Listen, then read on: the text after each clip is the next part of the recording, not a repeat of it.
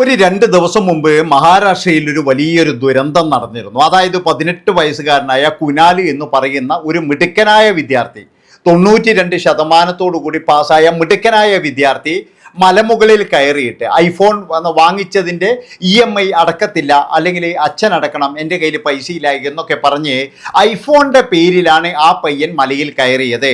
അതിനുശേഷം അച്ഛനും അമ്മയും അവനെ പിന്തിരിപ്പിക്കാൻ വരുന്നു. അവൻ പിന്തിരിയാൻ തയ്യാറല്ല. അങ്ങനെ പിടിക്കാൻ പോയ അച്ഛനും മകനും താഴെ വീഴുന്നത് കണ്ട അമ്മയും അവിടെ നിന്നും ചാടി മരിച്ചു എന്നുള്ള ഒരു വാർത്ത നമ്മളെല്ലാവരും ഞെട്ടലോടുകൂടിയാണ് ഇത് കണ്ടത്. അതായത് നമുക്കെല്ലാവർക്കും ഒരു അതിശയമായിരുന്നു. കാരണം ഒരു ഐഫോണിന് വേണ്ടിയിട്ട് നമ്മുടെ നാട്ടിലൊക്കെ ഇങ്ങനെ നടക്കുമോ, അല്ലെങ്കിൽ നമ്മുടെ മക്കളെയൊക്കെ എങ്ങനെയാണ് ഇനി വളർത്തേണ്ടത് എന്നുള്ള ഒരുപാട് മാതാപിതാക്കൾക്ക് ആശങ്കയുണ്ടായിരുന്നു. ഈ ഒരു സംഭവം തന്നെ ഇങ്ങനെ തുടർന്ന് കാണിച്ചു കൊണ്ടിരിക്കുമ്പോൾ തന്നെ നമ്മുടെ മനസ്സിലൊരു വിങ്ങലാണ്.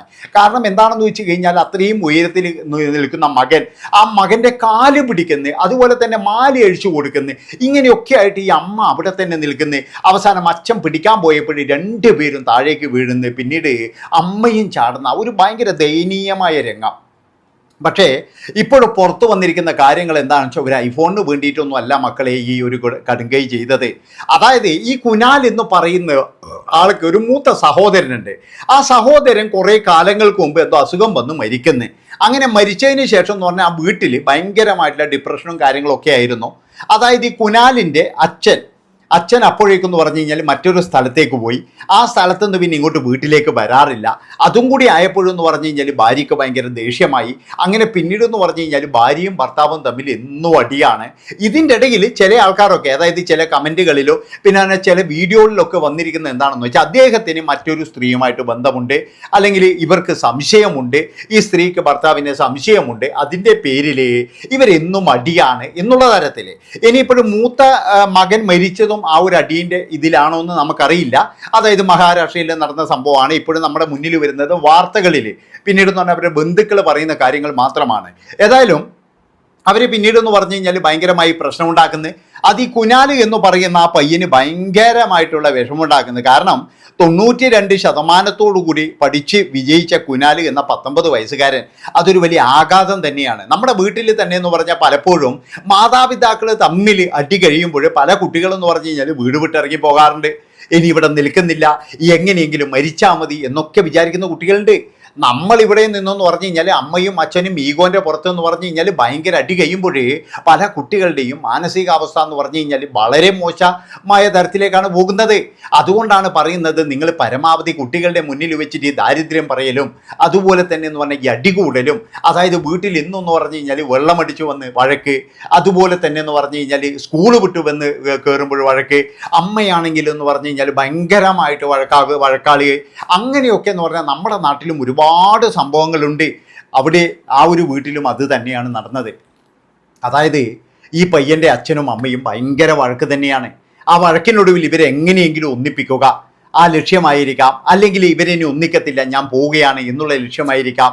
അല്ലെങ്കിൽ ഞാൻ ഇങ്ങനെ ചാടുമെന്ന് പറയുന്ന ആ ഒരു സിറ്റുവേഷനിൽ എന്തെങ്കിലും ആവും എന്നിവൻ പ്രതീക്ഷിച്ചിട്ടുണ്ടാകാം. പക്ഷേ അവിടെയും ഇവൻ തോൽക്കുകയാണ് ചെയ്തത്. കാരണം എന്താ, അച്ഛനും അമ്മയും വന്നിട്ട് പറയുന്നത് നീ പിന്തിരിയണം, നീ ഇങ്ങോട്ട് വരൂ മകനെ എന്നാണ്. അല്ലാതെ ഞങ്ങൾ ഒന്നാകാം, ഞങ്ങൾ ഇനി അടികൂടില്ല, അല്ലെങ്കിൽ ഞങ്ങൾ ഇനി ഒരു പ്രശ്നത്തിലേക്കും പോകില്ല എന്ന് ഈ അച്ഛനും അമ്മയും ചിന്തിക്കുന്നില്ല.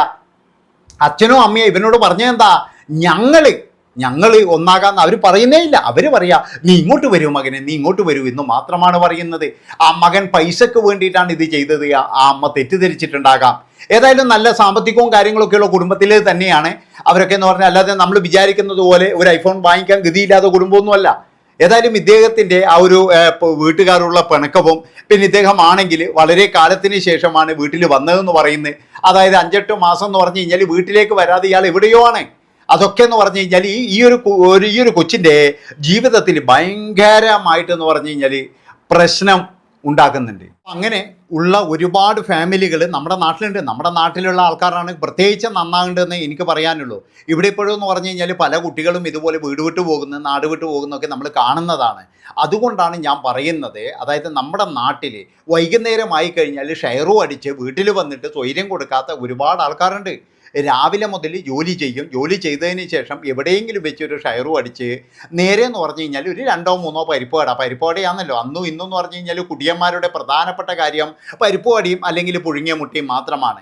ഇതും കൊണ്ട് വീട്ടിലേക്ക് വരികയും പിന്നീട് അത് കുട്ടികൾക്ക് കൊടുക്കുകയും അതുപോലെ തന്നെ എന്ന് പറഞ്ഞു കഴിഞ്ഞാൽ വീട്ടിൽ വന്നിട്ട് ഭയങ്കര അലമ്പാക്കുന്ന ഒരുപാട് ആൾക്കാരുണ്ട്. പിന്നെ പല ആൾക്കാരെന്ന് പറഞ്ഞു കഴിഞ്ഞാൽ ഈ കുട്ടികളെ ഓർത്തിട്ട് മിണ്ടാതിരിക്കുകയും അങ്ങനെയെന്ന് പറഞ്ഞാൽ, പക്ഷേ കുട്ടികളുടെ മാനസികാവസ്ഥ എന്ന് പറഞ്ഞു കഴിഞ്ഞാൽ ഓരോ ദിവസവും ഭയങ്കരമായിരിക്കും. അതാണ് നിങ്ങൾ മനസ്സിലാക്കേണ്ടത്. അതായത് ഇപ്പോഴൊക്കെ എന്ന് പറഞ്ഞാൽ ഇപ്പോഴും ജീവിക്കുന്ന ജനറേഷനോട് തന്നെ ചോദിച്ചാൽ മതി. പണ്ട് പട്ടച്ചാരായം മുള്ളപ്പുഴ എന്ന് പറഞ്ഞാൽ നമ്മുടെ നാട്ടിലത്തെ സ്ഥിതി എന്തായിരുന്നു എന്ന്. ഭയങ്കരമായിട്ടുള്ള സമാധാന പ്രശ്നം തന്നെയായിരുന്നു. അതായത് ഒരു സമാധാനം ഒരു വീട്ടിലും ഇല്ലായിരുന്നു.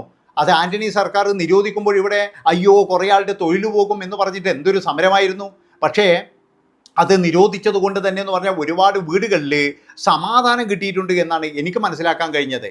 അതായത് എനിക്ക് തന്നെ അറിയുന്ന 3-4 വീട്ടിൽ സ്ഥിരമായിട്ട് പട്ടച്ചാരായം അടിച്ചു വരികയും അവരുടെ ആ ഒരു പിതാവ് എന്ന് പറയുന്നയാൾ വളരെ മോശമായിട്ട് മാതാവിനോട് പെരുമാറും, കുട്ടികളോട് പെരുമാറും, എന്നും മടിയും പിടിയും. അതുപോലെ തന്നെ എന്ന് പറഞ്ഞാൽ ഇവർ നേരെ മരിക്കാൻ വേണ്ടി പോക്ക്, ഇങ്ങനെയുള്ള പല കലാപരിപാടികളും നമ്മുടെ ഈ പട്ടച്ചാരായമുള്ള സമയത്ത് നടന്നിട്ടുണ്ട്. അതുപോലെ തന്നെയാണ് ഇപ്പോഴും ചില വീടുകളിൽ. പിന്നെ എന്ന് പറഞ്ഞാൽ സീരിയലില്ലോണ്ട് പിന്നെ ആരും അറിയുന്നില്ല. അതായത് പണ്ടൊക്കെ എന്ന് പറഞ്ഞു കഴിഞ്ഞാൽ എല്ലാവരും അറിയും, കാരണം വേറെ ഇതൊന്നും ഇല്ലല്ലോ. ഇപ്പോഴും തന്നെ എല്ലാ വീട്ടിലും സീരിയലാണ്. അതുകൊണ്ട് തന്നെ വാതിൽ അടച്ചിട്ടാണ് എല്ലാവരും കാണുന്നത്. അതുകൊണ്ട് പല വീടുകളിലും നടക്കുന്നത് ഇപ്പോഴും പുറത്തറിയുന്നില്ല. അതുകൊണ്ടാണ് ഞാൻ പറയുന്നത്, ഇന്ന് നമ്മൾ നോക്കിക്കഴിഞ്ഞാൽ പല വീടുകളിലും പല കാര്യങ്ങളും നടക്കുന്നുണ്ട്. അപ്പം നിങ്ങളൊക്കെ മനസ്സിലാക്കേണ്ട കാര്യം, ഒരു ദിവസം നിങ്ങളും ഇതുപോലെയുള്ള ദുരന്തത്തിൽപ്പെടും. അതാണെന്ന് എനിക്ക് പറയാനുള്ളത്. അതുകൊണ്ട് വളരെയധികം സൂക്ഷിക്കണം. കാരണം ഇന്നത്തെ കുഞ്ഞുങ്ങളെന്ന് പറഞ്ഞാൽ പഠിക്കാൻ മിടുക്കരാണ്.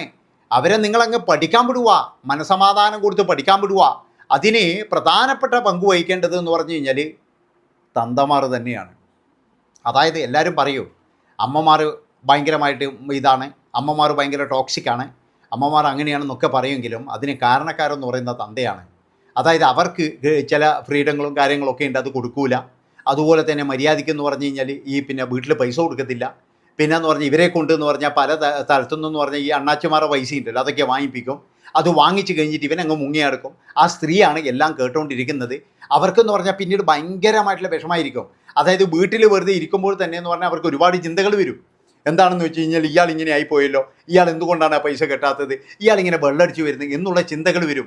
അങ്ങനെ ഇയാൾ വരുമ്പോഴെന്ന് പറഞ്ഞു കഴിഞ്ഞാൽ ആ ദേഷ്യം മുഴുവൻ അയാളിൽ തീർക്കും, അയാൾ ഇങ്ങോട്ട് തിരിച്ചും തീർക്കും. അവിടെ സമാധാനം പോയില്ലേ, അവിടെ പ്രശ്നമായില്ലേ, അവിടെ ഭയങ്കര പ്രശ്നമായി.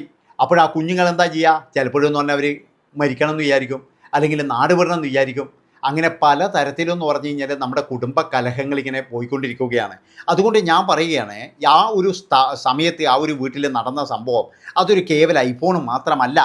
ഐഫോണൊക്കെ എന്ന് പറഞ്ഞാൽ പിന്നീട് വന്നതാണ്. ഇതാരോ പറഞ്ഞാണ്, ഇതാരോ പറഞ്ഞുണ്ടാക്കിയതാണ്. ഇപ്പോഴും കുടുംബം ശക്തമായി രംഗത്ത് വന്നില്ല. അവരുടെ കുടുംബത്തിൽ പ്രശ്നമുണ്ട്, അവരുടെ കുടുംബത്തിൽ പല തരത്തിലും പ്രശ്നമുണ്ട്. ആ പ്രശ്നങ്ങൾ തന്നെയാണ് ഈ ഒരു ദുരന്തത്തിന് കാരണം.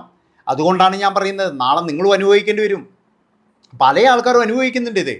അതായത് ഒരു 2000-ലും ഒരു 95-96 കാലഘട്ടത്തിലൊക്കെ ഇതുപോലുള്ള പ്രശ്നങ്ങളിൽ പെട്ട് ഒരുപാട് കുട്ടികൾ, അന്ന് വിദ്യാർത്ഥിയായിരുന്നവർ ഒരുപാട് പേര് ജീവനൊടുക്കിയിട്ടുണ്ട്. അതൊക്കെ എന്ന് പറഞ്ഞു കഴിഞ്ഞാൽ വീട്ടിലെ പ്രശ്നങ്ങളാണ്, വീട്ടിലെ സാഹചര്യങ്ങളാണ്. വീട്ടിലെ ദാരിദ്ര്യത്തോട് കൂടിയിട്ട് ഇങ്ങനെ സമാധാനവും കൂടി ഇല്ലാതിരിക്കുമ്പോൾ അവർ പലതും അന്ന് ചിന്തിച്ചിട്ടുണ്ട്. അതേ അവസ്ഥയിലേക്കാണ് ഇന്നും നമ്മുടെ കുടുംബങ്ങൾ പോകുന്നത്. അതുകൊണ്ട് വളരെയധികം സൂക്ഷിക്കുക എൻ്റെ പൊന്നുമക്കളെ. കാരണം പിന്നെ പറഞ്ഞിട്ടൊന്നും കാര്യമില്ല, അതാണ് മനസ്സിലാക്കേണ്ടത്. ഏതായാലും ഇത്രയും പറഞ്ഞുകൊണ്ട് ഈ ഒരു വീഡിയോ ഇവിടെ വെച്ച് വൈൻഡപ്പ് ചെയ്യാണ്. ഇഷ്ടപ്പെട്ട് കഴിഞ്ഞാൽ എല്ലാവരും ചാനൽ സബ്സ്ക്രൈബ് ചെയ്തോ. നന്ദി, നമസ്കാരം.